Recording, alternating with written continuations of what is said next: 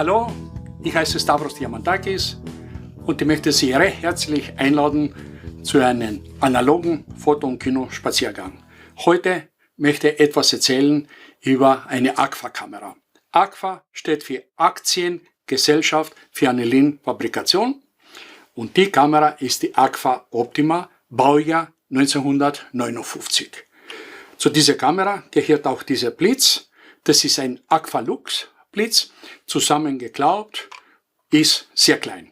Aber zurück zu dieser Kamera, weil das ist die erste automatische Kamera der Welt.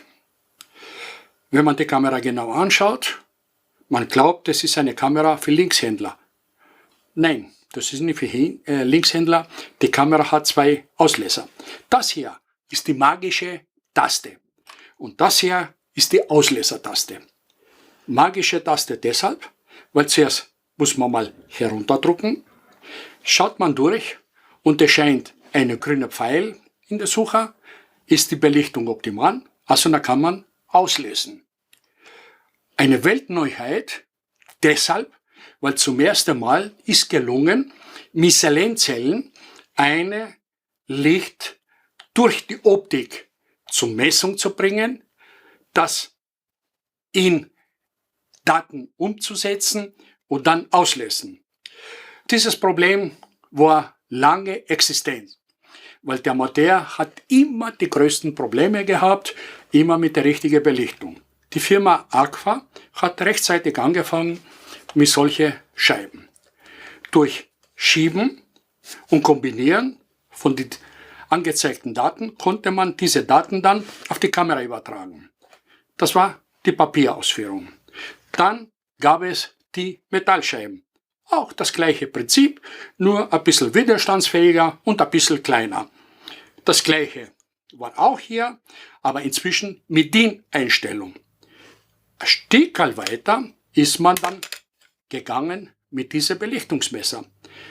Diese Belichtungsmesser von Jahr 1933 funktioniert natürlich mit Selenzellen. Aber das war nur der Anfang.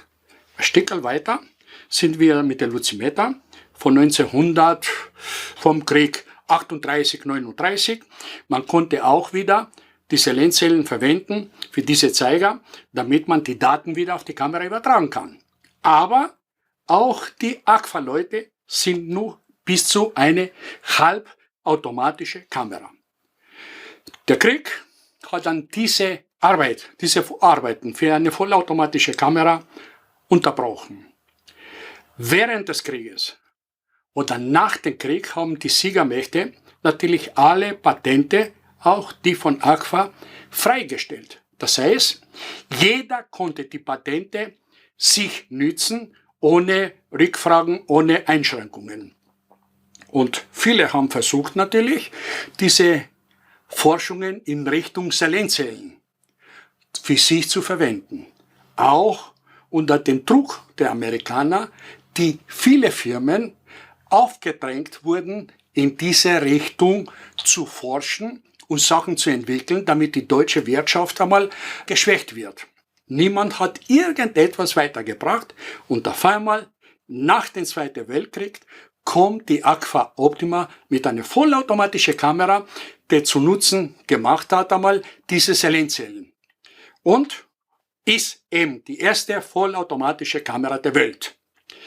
Auch wenn oft behauptet wird, dass diese Entwicklung von Japan kommt, es ist falsch. In den 60er, 70er Jahren war die große Invasion punkto Kameras aus Japan, auch in Europa. Und viele glaubten, diese Entwicklung kommt aus Japan, kommt aber nicht aus Japan, ist eine reine Agfa-Entwicklung. Die Kamera ist eine Kleinbildkamera, die üblichen Patronen. Etwas Besonderes hat aber diese Kamera. Seit 1959 sind bei der Entfernungseinstellung nicht mehr die üblichen Meter-Einstellungen, sondern es sind 3 Symbole. Einmal Porträt, einmal Gruppe und einmal Landschaft. Und seitdem alle Agfa-Kameras haben diese 3 Symbole. Bei dieser Kamera ausnahmsweise weiß niemand, statt Gruppe, das sind 2 Köpfe. Das ist der Max und Moritz abgebildet. Und das ist die einzige Kamera, die das hat. Weil diese zwei Bengel haben immer Sachen gemacht, die man nicht erwartet hat. Sie haben gesorgt immer für was anderes, für was Neues und so weiter. Und man vermutet, dass diese zwei Bengel auch hergenommen haben für diese Kamera, die erste vollautomatische Kamera der Welt, der niemand geglaubt hat, dass einmal möglich sein wird, sind hier abgebildet. Das war eigentlich alles über diese besondere Kamera. Ich danke fürs Zusehen und auf Wiedersehen bis zum nächsten Video.